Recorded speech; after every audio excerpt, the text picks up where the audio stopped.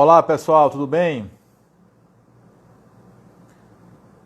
Pois bem, hoje nós vamos falar sobre orçamento de reforma e alguns pontos que são interessantes que a gente observe para evitar problemas. E para poder falar sobre isso, a gente vai fazer uma live em parceria com uma empresa que trabalha exatamente com gestão de obras, né? Para poder a gente trocar essa ideia aí e falar sobre esse tema. Então eu vou chamar aqui o pessoal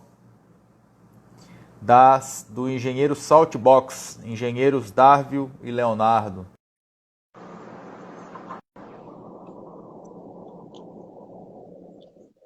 Grande Review Engenharia. Olá, Fala Murilo. é Olá, o, tudo da, bem? é o Darvio ou é o Leonardo? É o Darvil, é o Darvil. Darvio, né? Pois bem, Isso. Darvio, então como a gente combinou, vamos falar um pouco hoje sobre obras de reformas, né? Que vocês aí têm uma expertise já muito boa nessa área de gestão desse tipo de obra. E antes de mais Uhum, nada, para a gente poder iniciar esse papo, né? Eu queria que tu se apresentasse para que as pessoas pudessem lhe conhecer. claro. Então, meu nome é Darvil Bianchetti. Hoje a gente está aqui como Engenheiros Outbox, onde eu e meu sócio Leonardo, a gente criou esse canal para realmente poder levar para frente tudo que a gente já vivenciou e incentivar a galera aí a empreender na construção civil. E o que a gente tem de know-how, então, é a nossa experiência pessoal. Depois que a gente se formou, o Leonardo trabalhou com obras de infraestrutura, obras grandes em São Paulo. Eu trabalhei com obras prediais aqui em Florianópolis, construí mais de 20 mil metros quadrados de obra. E depois a gente iniciou as nossas empresas separadamente, o Leonardo com a Realiza Engenharia e eu com a Bianchetti Engenharia. E há um pouco mais de um ano e meio a gente se juntou e criamos a Bortoli Bianchetti Empreendimentos. Então, hoje a gente faz construções para terceiros de casas, né? A gente faz muita reforma de apartamento e de casa também. E a gente tem os empreendimentos próprios onde a gente constrói para vender. Então, a gente acredita que a gente tem muita bagagem já, apesar de uma trajetória em teoria teoricamente curta, aí 4, 5 anos de experiência. Porém, a gente já vivenciou muita coisa e acho que consegue agregar aí para quem está começando, principalmente, né? Além disso, a gente tem a Bravo Engenharia, que é uma empresa que faz a mesma coisa que a gente faz aqui em Florianópolis, só que lá em Santa Helena, no interior do Paraná, que a gente tem um outro sócio que toca a empresa de lá e a gente vai gerenciando ele aqui à distância. Show de bola. Bem, vamos falar um pouco sobre algumas etapas, né, das reformas, enfim, escopo, gestão, orçamento. E uma das primeiras coisas que eu observo que as pessoas têm dificuldade em orçamento de reforma, e por isso eu respondo muito isso, as pessoas me perguntam, é sobre exatamente assim. Porque quando eu vou fazer um orçamento de uma casa, enfim, de uma obra que vai começar do zero, muitas vezes se torna mais fácil, porque nós temos todos os projetos ali que foram desenvolvidos, né? E eu até fiz uma brincadeira ontem, coloquei nas redes sociais aí uma piada, né? Que as pessoas, às vezes a gente é abordado por pessoas que nem projeto tem ainda e já quer um orçamento, né? E claro que a gente não tem Uhum. condição de fazer um orçamento não tendo ainda um projeto. No máximo que a gente pode fazer é uma estimativa de custo. Porém, Exato. para reforma isso não existe, porque cada reforma ela é única, ela tem suas particularidades, então não tem como eu ter um valor por metro quadrado ou coisa parecida. E muitas dessas reformas também não têm projetos. Então, a primeira coisa que a gente faz, né, quando se dá essa situação, é visitar o local da obra para que a gente possa, então, identificar quais são aqueles serviços que são necessários fazer a reforma, né? E aí a gente vai fazer esse levantamento realmente, como eu posso dizer, na unha, né? Que eu vou precisar medir o que eu vou fazer, enfim. E aí eu Sim. queria ouvir tua opinião acerca disso, assim, qual é a tua experiência com essa primeira abordagem para determinar, então, enfim, o escopo das reformas. Então, Murilo, Geralmente, quando o cliente vem sem projeto, a gente faz de tudo para o cliente querer fazer o projeto, né? A gente explica que o que ele vai gastar com o projeto, provavelmente ele vai economizar na obra por otimizar, seja a mão de obra, porque a gente vai conseguir fazer um planejamento mais assertivo, seja em relação a gente ter um orçamento mais assertivo no início, ele saber com mais precisão quanto ele vai gastar na obra. Enfim, a gente vai por todos os caminhos aí para convencer o cliente da importância de todos os projetos, né? Caso o cliente não queira o projeto, realmente a gente é obrigado aí a fazer esse levantamento, meio que casar aí em relação ao que vai ser demolido, o que vai ser construído, para a gente conseguir levantar um escopo, né? Mas um erro muito comum, inclusive a gente errou assim no início, a gente recebeu o projeto, por exemplo, de um arquiteto parceiro nosso, de uma reforma de um apartamento, receber as fotos do apartamento, e, por achar que o projeto está muito bom, fazer um orçamento sem fazer a visita técnica. Então, por mais que você receba o projeto, é muito importante você ir ao local e vistoriar todos os serviços que vão ser executados, para você conseguir levantar alguns pontos aí que vão ser muito relevantes para o teu orçamento, né? Exato. E quanto a essa questão da visita, por que ela se torna vital numa obra de reforma? Porque tu precisa entender algumas coisas, como, por exemplo, o funcionamento daquela edificação. Por exemplo, tu vai reformar, vai estar sendo utilizada aquela edificação enquanto está reformando, ou seja, tu vai reformar com gente dentro, se for isso é um complicante a mais. Quais são os horários disponíveis de trabalho? Quais são Sim, os horários disponíveis de entrega de material? Quais são os horários disponíveis de bota fora? Tem local disponível para eu ter ali entre aspas, o meu canteiro de obras, guardar meu material, meus equipamentos, enfim. Como é que vai ser a água, a energia?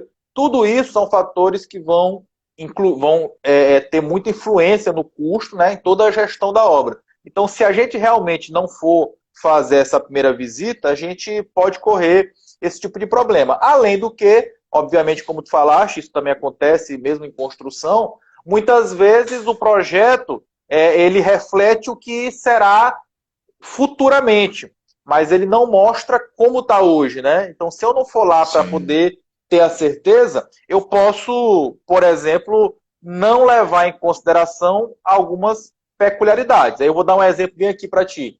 De repente, o arquiteto previu a demolição de uma parede para poder, enfim, abrir mais o ambiente. Pode acontecer, não estou dizendo que isso vai acontecer sempre, mas pode acontecer de naquela parede ter uma prumada de esgoto, ter uma prumada de drenagem, ter um próprio pilar, uma viga, enfim, algo que impeça que aquele projeto ali seja executado como foi elaborado. E aí, nesse caso, a gente vai fazer, então, esse meio de campo, né, entre o proprietário e o projetista para poder chegar ali no meio termo, enfim, fazer as adequações necessárias. Então, essa questão da vistoria realmente ela é fundamental para que a gente possa ter essa noção. Agora, uma coisa que é muito importante, que eu também vou já passar a palavra para ti, é que eu costumo dizer que obra de reforma, ela é, muitas vezes, uma caixinha de surpresa. Por quê? Porque, às vezes, eu vou lá visualmente, identifico, por exemplo, que eu vou precisar fazer a substituição de um revestimento de argamassa, enfim, de um reboco, porque ele está com problema. E aí eu vou lá, né, vou pegar e vou medir qual é a área que eu vou precisar fazer essa demolição. Mas, o que pode acontecer? Na hora que eu começar ali o trabalho de demolição do serviço existente, eu posso descobrir duas coisas. Uma, que a área que vai ser necessário é muito maior do que aquela que eu previ inicialmente, né, porque eu não conseguia ver isso antes. Ou, no momento que eu estou começando a fazer, eu descubro que eu preciso fazer um outro serviço para poder evitar que aquela situação aconteça de novo. Exemplo, eu percebi lá que um revestimento ele está, enfim, está soltando. E aí eu vou Uhum. lá e meço, enfim. Só que na hora que eu começo a quebrar, eu identifico, pô, ele tá soltando porque está tendo uma infiltração que eu não conseguia ver antes. Enfim, aí eu vou precisar fazer um outro procedimento. E aí eu queria perguntar para vocês como é que vocês fazem isso, né? Vocês colocam já no orçamento uma folga para que vocês possam, então, ter ali uma gordura e evitar ficar solicitando ao cliente aditivo toda hora, às vezes por conta de coisas que de repente nem sejam assim tão relevantes, ou vocês realmente fazem o orçamento à risca, somente com aquilo que vocês conseguem enxergar e que levantaram, e nesse caso, obviamente, isso tem que estar constando em contrato, qual é o escopo, para que caso ultrapasse, né, aquilo que está contratado ali, o cliente saiba que ele vai precisar fazer um aporte para poder complementar. Enfim, aí eu queria ver, na experiência prática de vocês, como é que vocês fazem isso aí. Sim, então, a gente tenta abrir o máximo possível o escopo para ele ser o mais detalhado possível e o cliente ter certeza de tudo que está incluso. E além do que está incluso, a gente deixa muito claro o que está excluso. Então, às vezes a gente bota o que está incluso, mas tem algumas coisas que o cliente acha que está incluso e a gente já diz lá, não, ó, isso aqui não está incluso. Eu não vou fazer a troca de luminárias, eu não vou colocar os metais, eu não vou trocar o vaso sanitário. Então, além da gente colocar o que a gente considerou, a gente coloca o que a gente não considerou.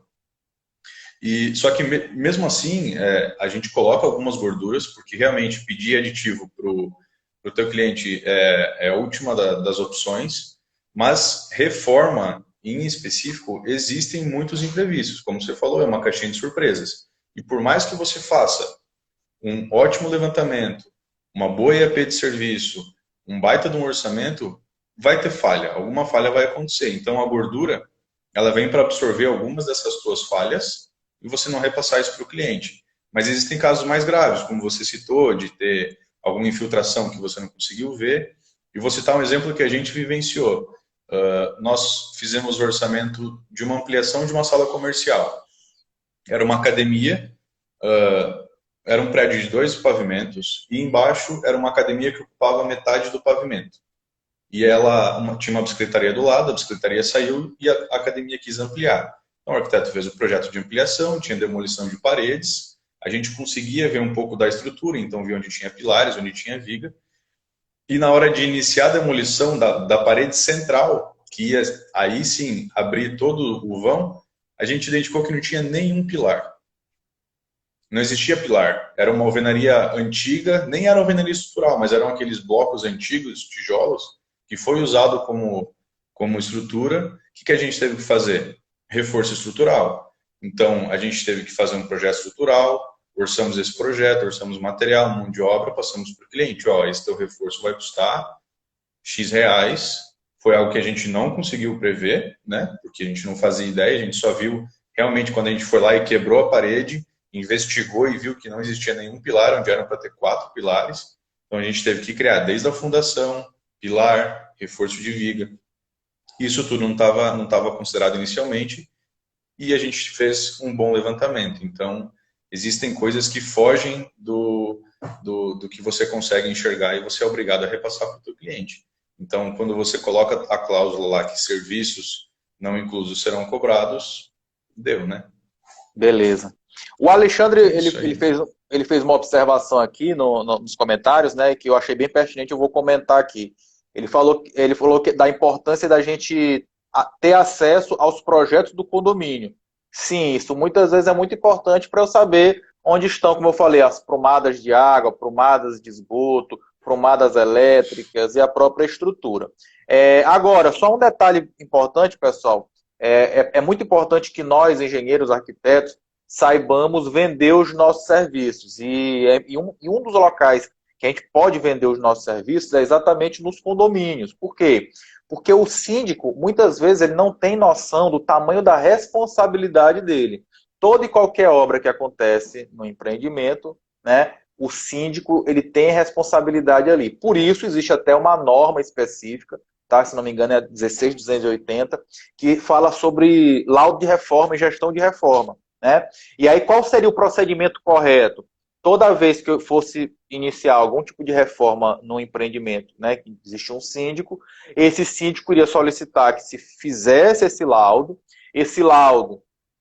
de reforma seria então, como ele muitas vezes não é técnico, ele teria que passar para um profissional de confiança dele, do condomínio, onde esse profissional do condomínio, né, contratado pelo condomínio, ia avaliar se aquele laudo ali está realmente levando em conta os principais aspectos, como, por exemplo, armazenamento de material, onde é que vai ser o bota fora, enfim. Então, a gente precisa mostrar para a sociedade da importância desse tipo de serviço, do laudo de reforma, né, para evitar esse tipo de problema, beleza? Bem, agora vamos falar então sobre custo, e aí vamos primeiro falar agora sobre custo de material. Um outro grande problema que eu vejo de muitas pessoas que vão ingressar na área é que eles querem muitas vezes buscar valores de material de forma, digamos assim, eu vou chamar de preguiçosa.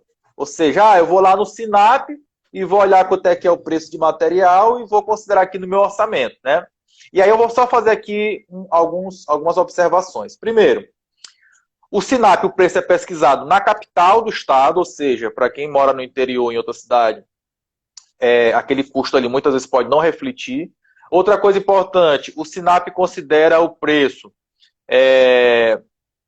não é o mais barato da pesquisa, ele considera o da mediana entre os preços pesquisados, ou seja, se ele pesquisou lá um cimento e tinha 22, 25 e 30 reais, o valor que ele vai considerar no Sinap é o valor do meio, 25 reais, então, ou seja, não é o mais barato encontrado no mercado.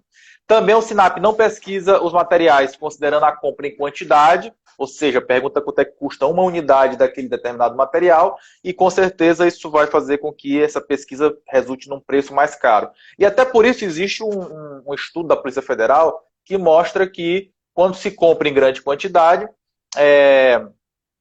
se consegue, por exemplo, nesse estudo mostrou lá que no cimento conseguia 5% de desconto em relação ao valor do Sinap, mas, por exemplo, nos metais sanitários chegou a 70% de desconto na compra, né, para uma obra em quantidade, enfim. E aí eu queria saber, então, no caso de vocês aí, qual é a forma que vocês consideram a melhor para poder fazer essa coleta do preço dos materiais nas reformas? Sim, tanto para reforma quanto para construção, a gente utiliza preços reais de mercado, né? Você tem que ser competitivo. E a partir do momento que você começa a usar as tabelas, o teu preço ele tende a ser muito maior do que a realidade. Até por essa questão dos descontos, de como eles coletam os dados e etc. Então, o valor real de mercado, primeiro, você não precisa fazer uma pesquisa de mercado. Por exemplo, vou comprar cimento. Você não precisa ligar para 5 empresas. Liga para uma, duas, pega um valor, uma média e coloca ali. Então você vai ter um valor para aquele insumo. Lá na obra depois, na hora de realmente comprar um material, aí sim. Aí você vai cotar com 3, 4, 5, 10 empresas. A gente tem uma ferramenta aqui que se chama Conas. A gente vai até tentar fazer uma live com eles aí daqui uns dias. É uma startup. É um sistema de compras, onde a gente lança o insumo que a gente quer comprar. Ele distribui para todos os fornecedores da cidade e me responde com um quadro de concorrência. Então, você começa a otimizar a tua obra quando você utiliza um valor de mercado e na hora de comprar você vai fazer mais cotações e você tende a reduzir esse valor. A tendência é sempre dali para baixo. Então, você começa a ter um pouco de margem e melhorar o teu resultado, né? Mas a dica é sempre utilizar valores reais de mercado. Exatamente. E só um detalhe aqui, pessoal, às vezes, dependendo do tamanho da obra, pode acontecer da gente não conseguir ter tempo suficiente para coletar o preço de todos os materiais, né, que são necessários para essa obra. Então, qual é a dica que eu dou para vocês, né? Quem trabalha, por exemplo, com algum software de orçamento, tu pode fazer um orçamento base, né, com os valores do Sinap, assim que eu faço. Depois eu gero uma curva ABC de insumos para identificar quais são aqueles insumos mais caros do orçamento. E aí o que acontece? Você vai perceber que, por exemplo, numa obra que tem 100 insumos, se eu pegar ali 15, 20 insumos, muitas vezes 15, 20 insumos de uma obra já corresponde a 80% do valor dela. Então, para eu economizar tempo nessa fase de coleta, de repente eu posso pegar o preço daqueles principais, porque fatalmente são aqueles preços, né, mais caros do orçamento que vão te gerar, né, maior dor de cabeça, enfim, e que vai te gerar mais competitividade no teu orçamento se tu fizer uma pesquisa de preço adequada. Um outro problema também que nós temos no Sinap, quando as pessoas querem pegar preços lá, é que no Sinap é considerado o custo da mão de obra como se fosse o profissional é contratado com carteira assinada. Então, o SINAP leva em consideração o salário do operário com todos os encargos sociais dele. O que são os encargos sociais, para quem não conhece e que está assistindo a gente? Ele já considera no custo 13º, férias, FGTS, INSS, enfim, e também alimentação, EPI, ferramenta, uma gama de custos, né, que muitas vezes, quando eu vou fazer uma pequena obra, a gente não contrata o trabalhador com carteira assinada, a gente faz os contratos de empreitada, enfim, a gente terceiriza boa parte dos serviços, né, de repente até todos. E aí, eu vou passar a palavra para te me dizer como é que tu faz aí, mas antes disso, só dar um recado para o Ilmar. Ilmar, tu perguntaste qual o estudo que eu citei da Polícia Federal que fala sobre os valores menores, né? Quando compra em quantidade. Fiquem atentos que no final da live eu vou fazer uma oportunidade para eu mandar para algumas pessoas esse estudo, tá? Então fiquem atentos aí até o final da live que eu vou falar como é que você vai ter acesso a esse estudo. Mas vamos lá. Então, em relação à mão de obra, né? Então, como eu falei, o SINAP considera o custo da mão de obra contratada com carteira assinada e todos os demais custos delas advindo, né? Como os encargos sociais e complementares. E aí eu te pergunto, vocês aí, como é que fazem essa contratação de mão de obra, né? E como é que vocês consideram, então, o custo dessa mão de obra? Sim. A gente não contrata a mão de obra, a gente não tem a mão de obra registrada, a gente terceiriza. E a gente leva o nosso empreiteiro até o local da obra. É uma forma da gente ter também uma maior assertividade. A gente não envia somente os projetos para ele orçar em cima de projeto. A gente faz junto, faz a visita. Então aqui o pessoal do Brasil todo aí está assistindo a gente. Aqui a cada 10 reformas, 9 são apartamentos e uma é casa. Em cidades menores, onde tem menos prédios, a tendência é você fazer mais reformas em casa. Então, tem alguns cuidados específicos que você tem que tomar em cada um desses tipos de obra. Mas, em se tratando de mão de obra, levar a mão de obra até o condomínio para ela entender a logística da obra, que horário que ela vai poder trabalhar, que horário que o condomínio libera, porque se a tua mão de obra pode trabalhar das 8 ao meio-dia, depois da 1 até as 6, a produtividade dela certamente vai ser maior do que se ela puder trabalhar das 8 ao meio-dia e depois das 2 às 5. Então, os horários de trabalho são muito importantes. E a logística da obra, como você vai receber o material, porque isso é custo de mão de obra, é um servente que vai ter que receber o material, levar ele pelo elevador até o local da obra, e destinar o entulho. Então, aonde você vai deixar a tua caçamba de entulho? Porque a logística da obra impacta diretamente no custo de obra.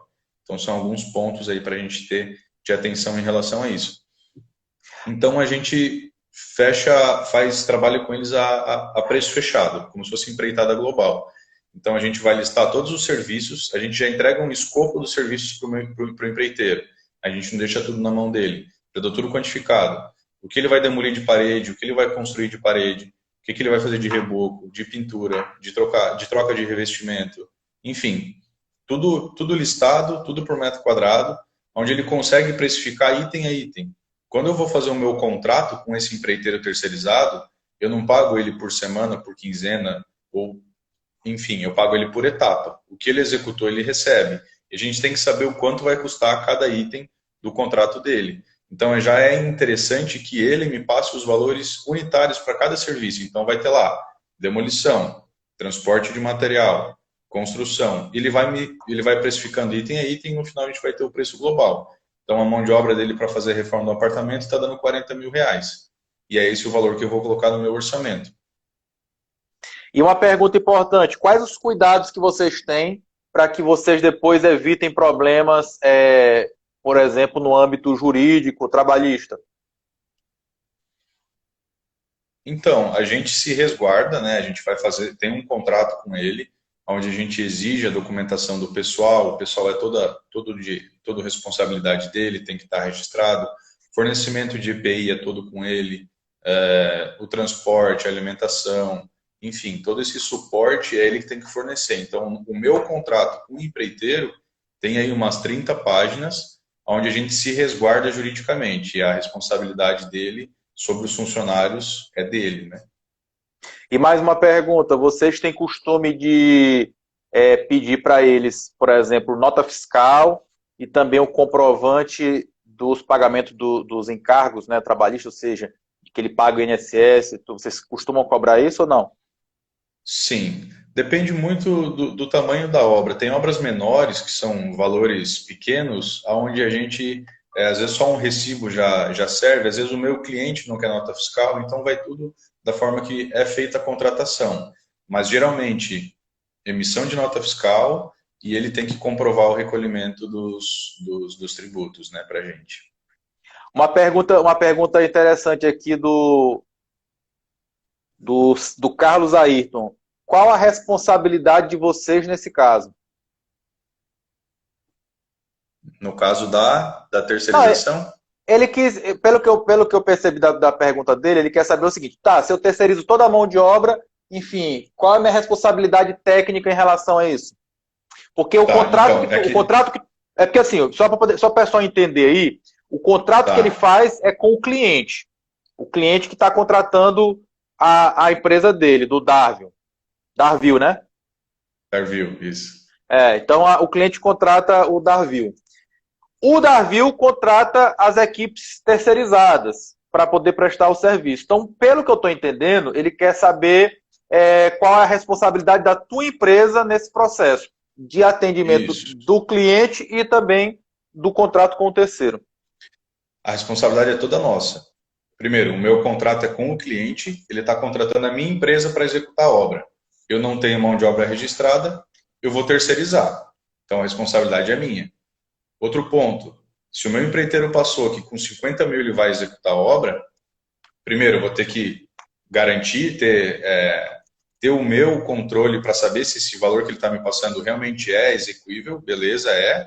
E eu que vou controlar e eu que vou estar respondendo por um possível aditivo de mão de obra. Então, se dentro do escopo que eu fechei com o meu cliente, eu vou executar os serviços e o meu empreiteiro ele começa a furar ou ele acha que vai estourar, enfim, sem ter aditivo de serviço extra, a responsabilidade é minha, eu que vou arcar com esse custo, né? Ou eu vou tentar ajustar com o meu empreiteiro, vou fazer ele trabalhar mais horas para conseguir cumprir, enfim, é uma responsabilidade que eu tenho que assumir perante o meu cliente. Qualquer aditivo, qualquer coisa de obra, não, aí já é outro assunto, mas dentro do nosso escopo inicial, é tudo nosso. Certo. Bem, dentro dos orçamentos, eu percebo também que muitas vezes as pessoas pensam e orçam o serviço em si que vai ser necessário para a obra, né? Então, eu vou ter lá demolição, aplicação de revestimento, pintura. Tudo isso é muito instintivo do profissional de engenharia de arquitetura, porque ele chega no local, começa a identificar os serviços, planilha aquilo, enfim, levanta os quantitativos, faz o cálculo das composições de custo, etc. Só que eu percebo que muitas vezes o que falta nos orçamentos, e que isso pode levar a muitos prejuízos, são o que eu chamo de custos indiretos. O que são os custos indiretos? São aqueles que não são os serviços em si que tu vai executar, mas toda a estrutura que tu precisa para fazer aquele serviço. E eu vou citar aqui 3 exemplos. O primeiro é a administração local da obra, ou seja, se eu vou ter um encarregado, esse carregado eu vou ter que computar o custo dele, que muitas vezes é esquecido, né? E assim como outros profissionais que vão estar na administração dessa obra ou dessa reforma. Uma outra coisa que se esquece muito é de identificar os custos que eu vou ter com canteiro de obras, e que em obra de reforma é muito mais complicado, porque às vezes não tem espaço para fazer um canteiro de obra, né? Eu vou ali ter que me virar com um quartinho, enfim. Mas às vezes eu vou precisar alocar, por exemplo, um container, dependendo do porte da reforma. E isso muitas vezes não é levado em consideração, que pode levar a bastante prejuízo.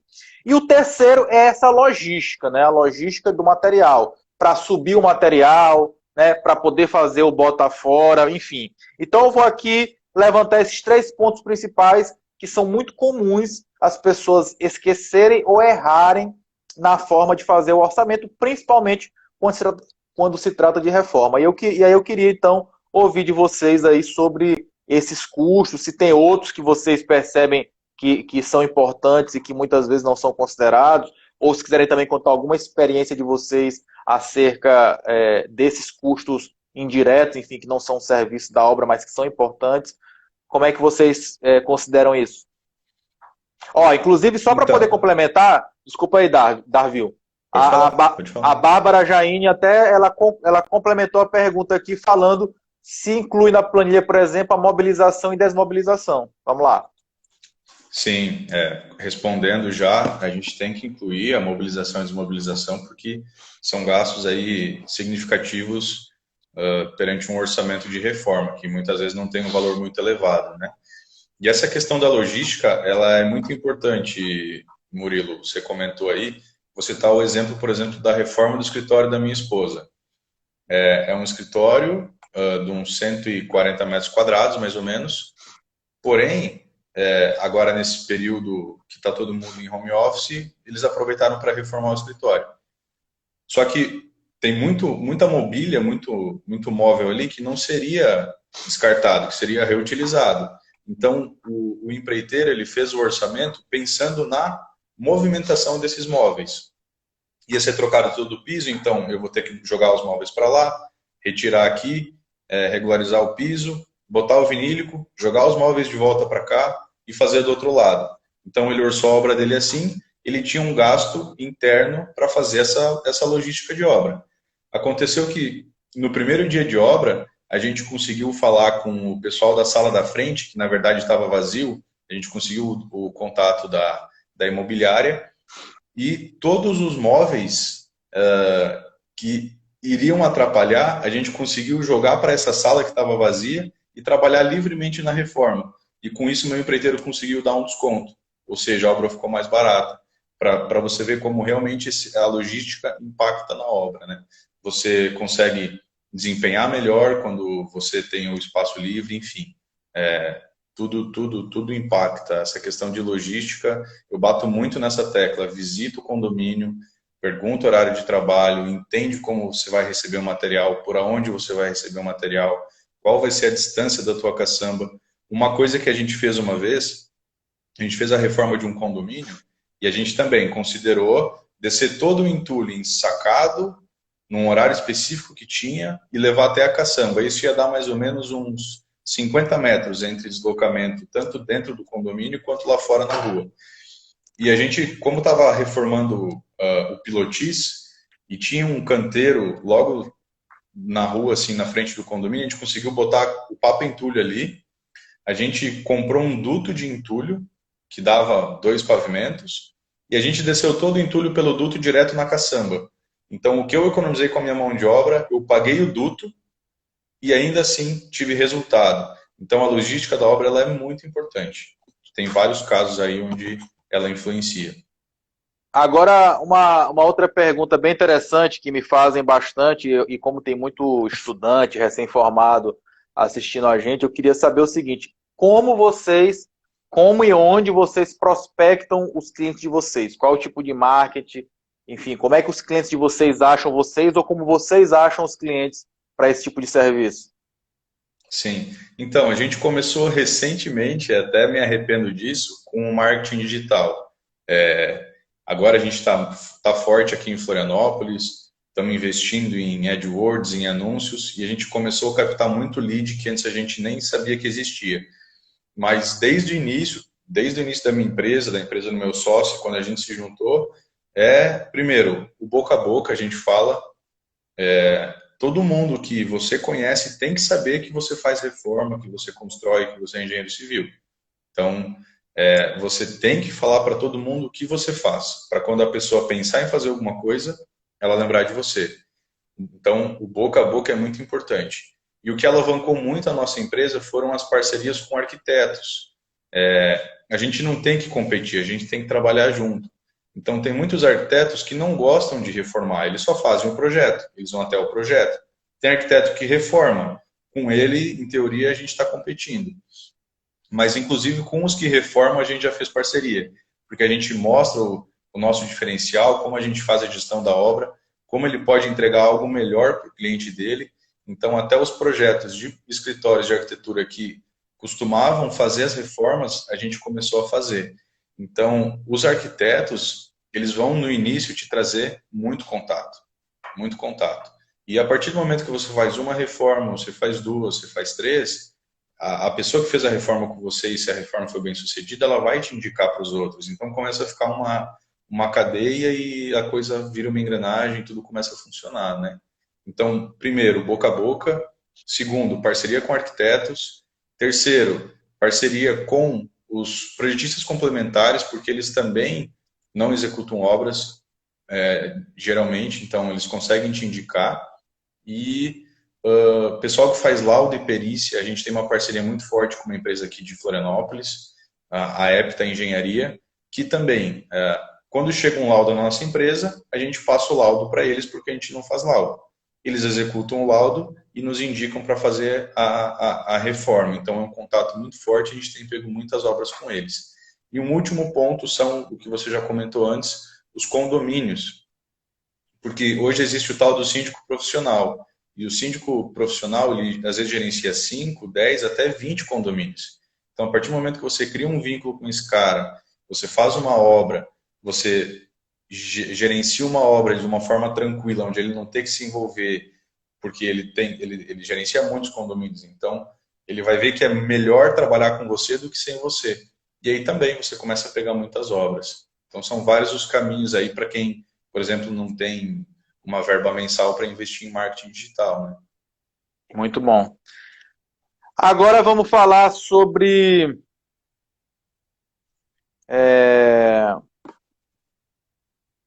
vamos falar agora sobre...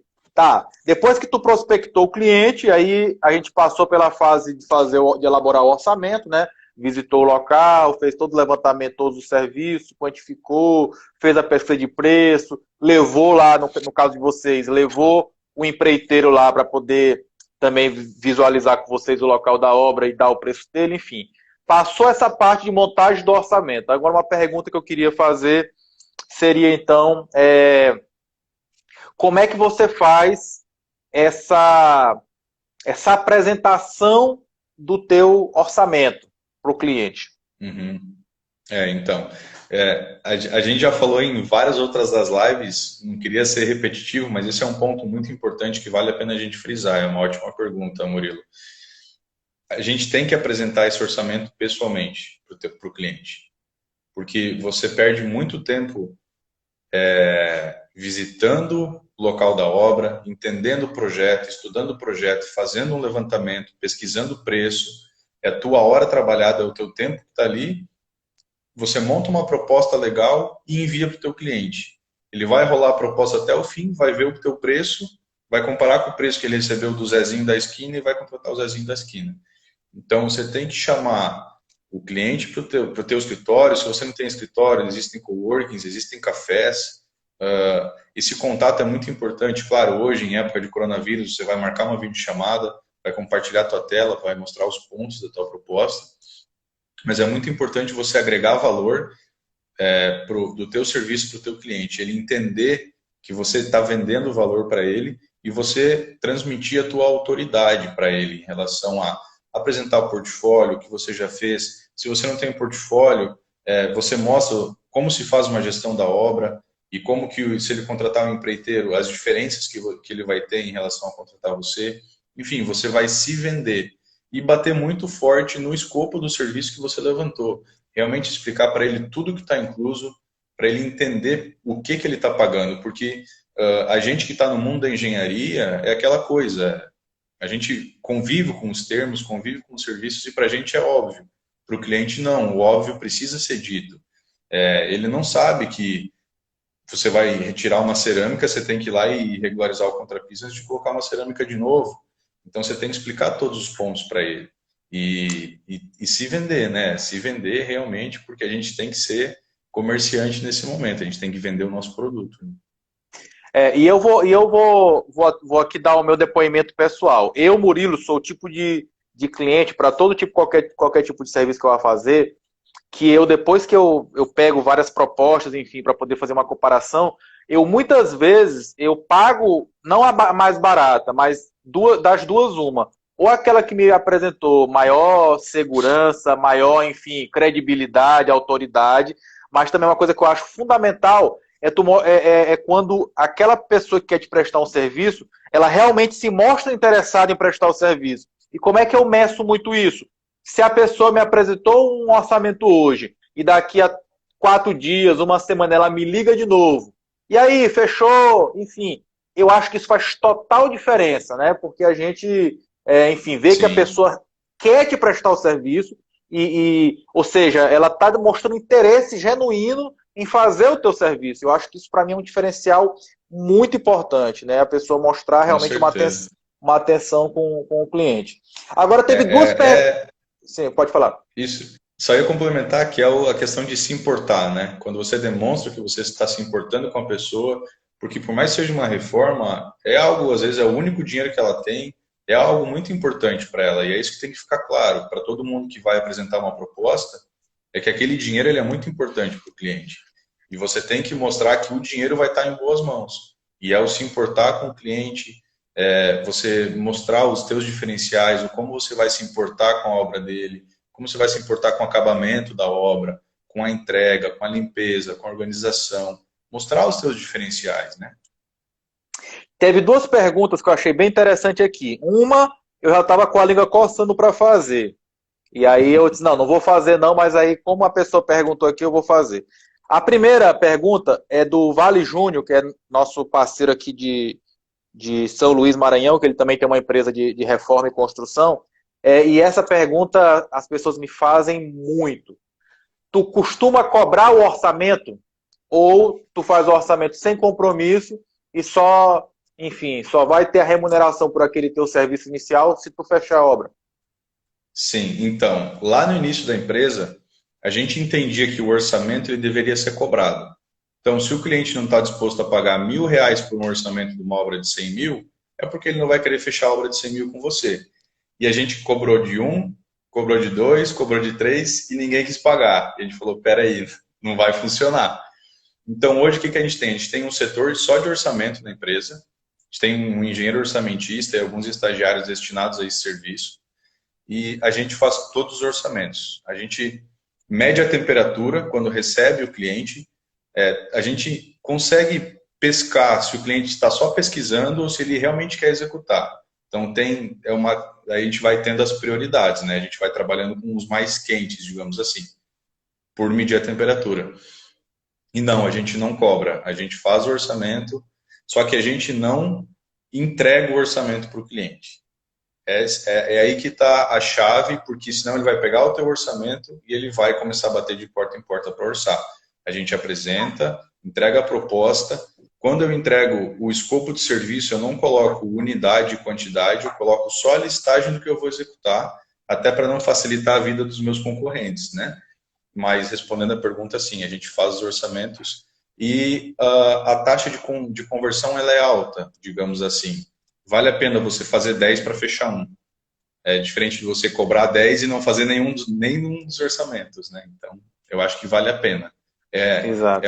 É algo que você investe para colher depois.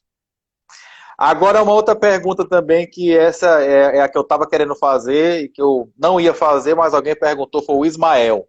O Ismael perguntou o seguinte: tu falaste aqui muito bem sobre a questão da importância das parcerias, né? Parcerias com arquitetos, parcerias com outros projetistas, enfim. E a grande dúvida do Ismael e também minha, no caso aqui que estou te fazendo, tu já considera algum percentual a mais para bonificar, como uma espécie de uma comissão, para essa pessoa que te indicou? Então, isso é algo muito polêmico aí no mundo da engenharia e da arquitetura, né? É até meio complicado se posicionar em relação a isso. Mas, de novo, a gente já teve as duas experiências. A gente já teve arquitetos que falam, ó, se você fechar a obra, tanto por cento é meu. E existe a maioria das nossas parcerias é uma via de mão dupla. Então, o arquiteto nos traz obra e a gente leva o projeto para ele. Então, cada um fica no seu quadrado e isso sim é uma parceria, né? Existe, assim, não dá para dizer nem que é errado nem que é certo. São formas de trabalho. Tem profissionais que trabalham dessa forma. Então, a gente trabalha com os dois tipos de público, digamos assim. Mas Muito, a parceria ela tem que ser tem que ser Ganha-ganha. viável, né? Então, tem que ser ganha-ganha. Então, por exemplo, isso aconteceu mais no início, quando a gente só recebia projeto, porque a gente não tinha ainda essa veia de receber o cliente final e ter que indicar um projeto. Então, como eu só recebia projeto e não tinha nada para oferecer em troca, eu oferecia um percentual. Hoje que eu consigo oferecer ao cliente final, que vai levar o projeto, eu já não ofereço esse percentual, né? Então, vai muito da situação que você está vivendo no momento também. Certo. Uma outra questão que eu considero muito importante e que eu queria que tu comentasse um pouquinho é sobre a gestão de conflitos. Por quê? Porque obra de reforma, muitas vezes, ela se dá num local onde tu tem, enfim, outras pessoas, por exemplo, tu falou de apartamento aí, tu tem outros vizinhos de cima, de baixo, do lado, e eu já passei por isso e sei quanto é complicado administrar isso, né? Ou seja, a reclamação do barulho, enfim, o movimento nas áreas comuns. E aí eu queria que tu desse uma dica para o pessoal aí, contasse alguma experiência de como é que tu faz essa gestão de conflitos, né, nesse tipo de ambiente. Sim. Então, primeiramente, é muito importante você fazer a comunicação prévia da obra. Então, se você vai fazer uma obra, por exemplo, a construção de uma casa, faz uma carta dizendo o que você vai fazer, deixa o teu contato, fala sobre a tua empresa e coloca em toda a vizinhança, na caixinha de correio. Se é num condomínio, num prédio, num apartamento, você também faz a cartinha, coloca o teu contato porque você está se colocando à disposição no caso de acontecer algum problema, existe um responsável por aquilo, e coloca nas caixinhas dos apartamentos. E além disso, coloca um comunicado no elevador. Primeiro, você vai estar fazendo propaganda, porque o pessoal usa o elevador e quem mora em apartamento um dia também vai querer reformar, ele vai ter o teu contato. E segundo, pô, o cara está se colocando à disposição, então se tiver algum problema, o cara não vai chegar com os dois pés em cima de você. Ele sabe que você se prontificou, problemas vão acontecer, e aí você vai entender e vai gerenciar esse problema da melhor forma, né? E já aconteceu conta alguma situação atípica aí que aconteceu de ter causado algum dano, algum ruído, enfim. Comigo já aconteceu de num revestimento de fachada, sujar o carro, cair chapisco no carro de um juiz. Ah, Imagina aí. Imagina a situação. Então eu queria que tu vê se tu tem alguma história para contar parecida, ou enfim. isso aí já aconteceu. A gente estava fazendo a reforma de uma padaria, que é uma franquia aqui de Florianópolis. O local era um pet shop e virou uma padaria. E aí a fachada teve uma ampliação e teve um reforço estrutural. E na hora de concretar, de grautear o pilarete, estava ventando aqui na beira-mar, venta muito, mas cagou o carro da mulher. E ela não deixou encostar, porque se você vai e joga água na hora, tranquilo, o problema é se secar, né? Enfim, a gente teve que pagar o polimento do carro dela. Isso foi uma falha do meu empreiteiro, porque ele concretou. Na verdade, foi uma falha compartilhada. Agora, olhando bem, a gente não pensou em colocar uma tela de proteção, faltou um pouco de gestão, vamos dizer. Mas também foi uma falha dele de não ter enxergado isso. Então, a gente acabou dividindo os custos aí do polimento do carro. Mas em apartamento, os nossos maiores problemas são em relação a ruído mesmo, onde os vizinhos reclamam de barulho, mas você tem o estatuto do condomínio, se você tem horário para trabalhar, toca o barco e, enfim, na época que eu trabalhava na construtora, a gente estava concretando laje e dois prédios do lado, o cara veio, bateu maluco, assim, a minha filha tem vestibular final de semana, ela está estudando, não consegue estudar por causa do barulho da bomba. Ele foi lá com medidor de decibéis, ele queria que eu parasse a concretagem. Eu falei, cara, eu estou no meu horário de trabalho, eu estou fazendo o ruído que eu posso fazer, enfim, não posso parar, né? Então, é você saber medir as coisas, enfim, nunca se exaltar, né? Tentar resolver o conflito mesmo.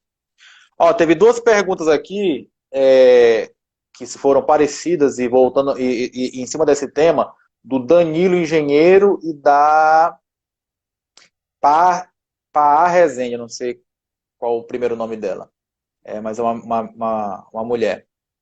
Pá Rezende e Danilo Engenheiro. nessa questão dessa gestão dos conflitos aí com os vizinhos, tu costuma fazer vistoria prévia nos apartamentos vizinhos para, enfim, já identificar alguma coisa, evitar aquele espertalhão que já está com problema e depois vai dizer que tua obra que causou? Sim. Depende muito do nível da reforma, né? Quando são reformas mais pontuais, troca de piso, troca de gesso, etc., a gente não faz. Agora, quando é uma obra que vai envolver demolição, que a gente sabe que vai estar trabalhando um rompedor, então a gente vai nos vizinhos, fotografa, tenta entender como está hoje, né? E em obras maiores, onde você vai fazer, por exemplo, uma escavação, onde é algo que realmente pode impactar prédios e casas vizinhas, aí você contrata uma empresa especializada que vai fazer um laudo de vizinhança para você estar aí sim muito seguro. Quanto maior for a obra, maior tem que ser o cuidado em relação a esses impactos, né? Muito bem. Agora, olha só, tem algumas pessoas pedindo aí eu vou fazer aqui agora o meio de campo, né? Tem algumas pessoas que pediram aí se tu poderia ter algum modelo de proposta, enfim, para poder disponibilizar. Tu teria alguma coisa desse tipo? Sim, a gente pode disponibilizar o nosso modelo. A gente está atualizando, então eu vou disponibilizar o modelo meio antigo, porque ainda não está pronto o novo. A gente está dando uma remodelada, deixando mais visual, com mais imagens, tirando um pouco dessa cara mais rígida, mas a gente pode compartilhar sim. Eu acho que o pessoal pode printar aí, marcar os engenheiros Outbox, marcar o Murilo Reis, que a gente depois vocês podem na nossa bio tem o nosso Telegram, a gente vai jogar essa proposta lá no Telegram também. Aí vocês podem Então, olha, baixar por lá. então, olha só, pessoal. Ó, qual vai ser o desafio, então? Vocês vão fazer um print aqui da live, vão marcar o Murilo Reis, eng.jmurilo Reis e os engenheiros Outbox. E só um detalhe, quem for perfil privado não vai aparecer para notificação para a gente. Então, quem for perfil privado, manda o print. Quem não for perfil privado, basta marcar que a gente receba a notificação. E aí o Darvil vai enviar para vocês esse modelo, né, de apresentação para o cliente, de proposta. E eu vou mandar para quem pediu aí também, para todas as pessoas que marcarem, vou mandar aquele artigo técnico que fala sobre a diferença de custos entre a pesquisa de preço e o valor do Sinap. Então vamos lá. Fazer agora aí o sorriso aí para poder o pessoal printar. 1, 2, 3 e...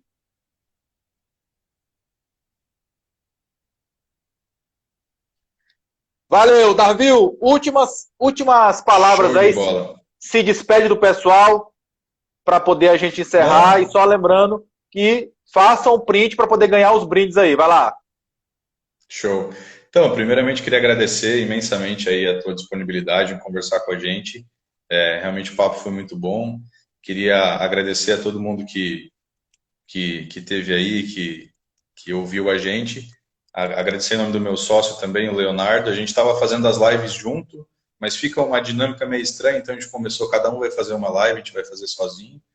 E futuramente a gente vai lançar aí alguns cursos em relação a empreender na construção civil, onde a gente vai dar suporte para você desde abrir a tua empresa, começar a captar cliente, ter as bases para fazer orçamento, levantamento, visita de obra, até você tocar a obra e conseguir entregar uma obra. Então a gente está preparando esses cursos, futuramente a gente vai lançar, a gente acha que tem muito a agregar aí. Show de bola.